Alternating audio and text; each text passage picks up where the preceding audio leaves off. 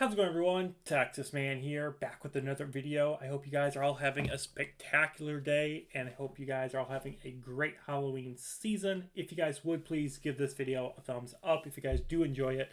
Subscribe, of course, if you guys have not already. Also, do me the biggest favor of all, hit that bell notification button so you guys don't miss out on future content. I cover movies, TV shows, and of course, tabletop games as well. If you guys have any of that stuff you guys would like me to cover, please let me know in the comment section down below. We're going to be talking about positives and negatives. I will be trying my very best to not talk about spoilers, but considering the film's been out for almost a week now, if you haven't seen it, well, I don't think you're going to.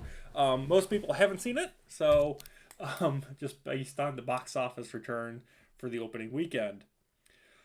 The film is rated PG-13. It's about an hour and 50 minutes long. Venom: The Last Dance is also a 2024 film. If you guys do go and watch this movie, there are two post-credit scenes. Both of them are extremely pointless. They add nothing really to the film. They don't really tease anything. So you honestly can skip them if you so desire. I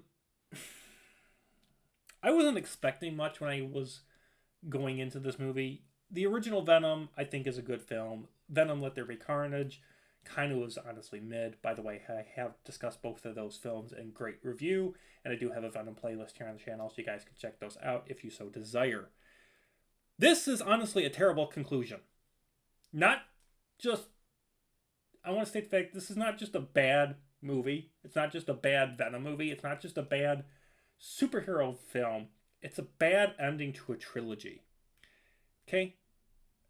I will say, I think the best part of this film is that it's done. It does end this version of Venom. It's a good enough conclusion, but it makes me feel like, honestly, you could watch the original Venom film and be done. There is really no reason to watch Let There Be Carnage or The Last Dance, in my opinion, because they don't add anything. They really don't add anything. There are a lot of jump the shark moments in this film. There's a lot of things that just happen for the sake of the plot. There is a literal dance number. I don't know what it is with the second half of 2024 right now, but there are a lot of films with musical dance numbers. There's one in this movie that is completely cringe, completely unnecessary, and it's done just because I guess they could. It comes out of left field. It's like, why are you doing this? It's so stupid. There's a lot of time that is wasted on... My dentist called me. Sorry, I had to pause that video. So anyway, as I was saying, so the film wastes a lot of time spent on side characters and plots, and they're not fun. And I wish it was fun to watch them play out, but I'm just like, oh. Like, there's this device, this acid... I don't want to spoil too much, like I said, but there's this acid-like device halfway through the movie they introduce, and I'm just like, I'm sure that's not going to come into play in the final act. Guess what? It does.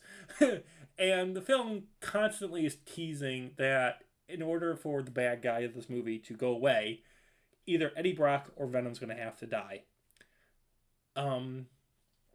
And if you're like me and you keep up with the news in any capacity, you know for a fact that Tom Hardy has said, I want to be able to keep coming back and playing the Venom character until I'm dead. So obviously, Eddie Brock, played by Tom Hardy, is not going to die in the movie. So guess which character dies in the movie, yo? That's right. Venom! It literally spells it out for you like halfway through the movie, which kills the ending. The interactions between Venom and Eddie Brock, it's not like the original. It's better than the second film, but not much. Like, instead of them like annoying the crap out of each other, they're kind of like, instead of it being like a buddy cop film where they're both pissing each other off, now they're just friends. So that whole fighting thing kind of is gone, and it lessens the film.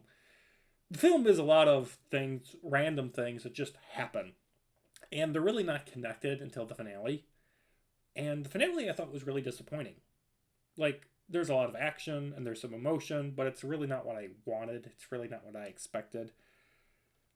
In terms of characters, there are a lot of characters in this film, both human and symbiote related, and they're unnecessary and they really serve no purpose except to show things off. There's even a fire symbiote in this film, which, by the way, makes no fucking sense because of the fact that fire and sound are symbiotes' two weaknesses. So how the heck do you have a symbiote that can literally throw fireballs? Like, huh? Did you read the comics? Did you watch the past two movies of your own universe to understand the rules and logic behind it? There's also a two-headed two-headed symbiote creature in this film.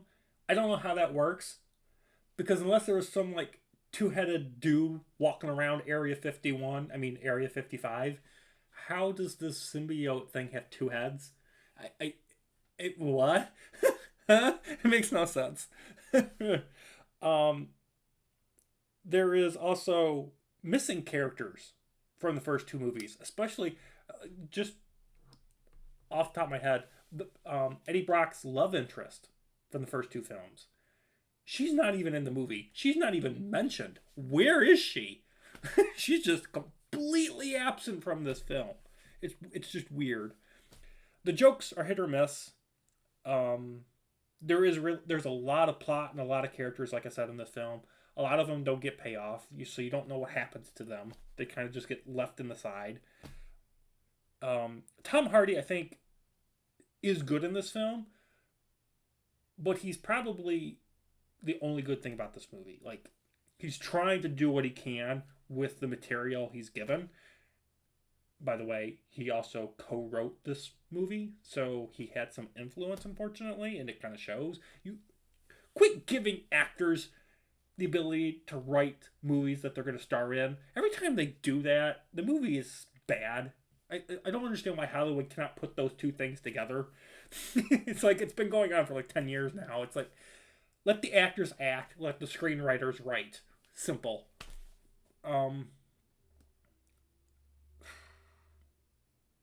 Last thing I want to talk about. Last thing I want to talk about is the villain of this movie. Oh my gosh. They introduced Null, the god of the symbiotes, the father of the symbiotes, and he is played by Andy Serkis. He is in the film for like maybe 3 minutes. He's in the film for the opening scene for like 2 minutes, and then he's at the end for like a minute. Complete waste of a cool villain. He literally does nothing but sits in his prison. He never breaks out. He never escapes to fight Venom or Eddie Brock or any other characters. He literally just sits in his prison and sends out these symbiote hunter dog alien creature things to track down Venom. That's what he does. He sits and gives orders. It's like, God, it's almost like, imagine this. Imagine Thanos sending the Black Guard and Gamora and his armies to search the entire known universe for the Infinity Stones and bring them to Thanos while he just sits in his ship and gives orders and does not. That's why Thanos was such a threat, is because while he was giving orders and he had the muscle, he had the army power behind him, he wasn't afraid to get his hands dirty. Now, granted, Thanos wasn't locked in this immortal dark black hole prison like Null is, but Null never escapes. He's like, I'm stuck here, and I can't do anything until you get me this MacGuffin device. Really? Really? And at the end, I was kind of hoping that maybe Null escaped and battled Venom, and maybe Null's the one that killed Venom. No, Venom sacrifices himself to kill the MacGuffin inside of himself, along with all of the evil hunter symbiote dog things. He absorbs all of them, and then Venom sacrifices himself and kills himself with this acid machine that's on the base. Null does nothing. He just sits around and looks nice, I guess. Kind of hard to see him because everything's so dark and black. It's really difficult.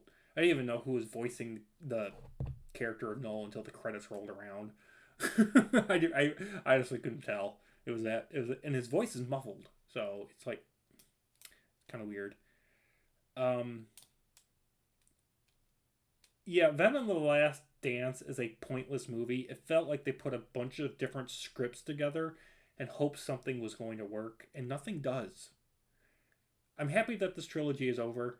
I do plan on watching and reviewing Craven the Hunter. That's supposed to be coming out later this year. Honestly, guys, these movies that I've been watching recently, like Smile 2 and whatnot, really have been hurting my enjoyment going to the movie theater. Um, so the next three films I know for sure I'm going to be watching and reviewing is Gladiator 2, um, Craven the Hunter, and Sonic 3. Those are the only movies that I have some hope for. The only movie that I'm actually excited to see still is Sonic 3, just because I know the first two were awesome, and I'm a big sucker for Sonic. So, yeah, this film requires you to just turn your brain off, and, basically you need alcohol to survive the runtime of this film. It's not a good movie. If you're going to watch it, I would recommend going and seeing it for like a $5 matinee, but I don't think it's worth normal price at all. So, with it, I'm going to give it a 3 out of 10. Thank you guys for watching. Have a wonderful day and look forward to more awesome videos coming soon. Bye, guys.